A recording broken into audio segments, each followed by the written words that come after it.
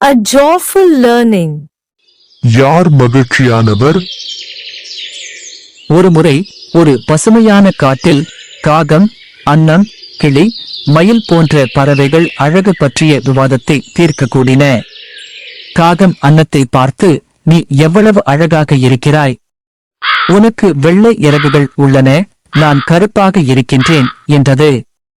அதற்கு அன்னம், என்னை பொறுத்தவரை கிளி மிகவும் அழகான பறவை, அதற்கு 2 வண்ணங்கள் உள்ளன, ஆனால் எனக்கு ஒன்று மட்டுமே உள்ளது என்று பதிலளித்தது.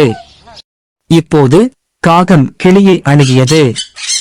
அதற்கு கிளி, மயில் என்னை விட மிகவும் அழகானது, அது பல வண்ணங்களில் உள்ளது என்று சொன்னது.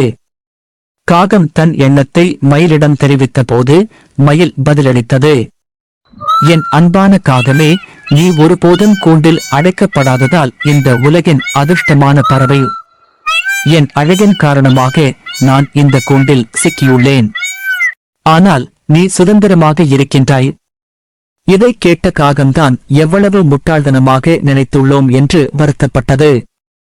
தன்னை சுதந்திரமாக படைத்ததற்கு கடவுளுக்கு நன்றி தெரிவித்தது. கதையின் நீதி: உங்களை ஒருபோதும் மற்றவர்களுடன் ஒப்பிடாதீர்கள். நீங்கள் என்னவாக இருக்கிறீர்களோ அதைக் கொண்டு மகிழ்ச்சியாக இருங்கள். நன்றி. லைக் பண்ணுங்க, ஷேர் பண்ணுங்க, மறக்காம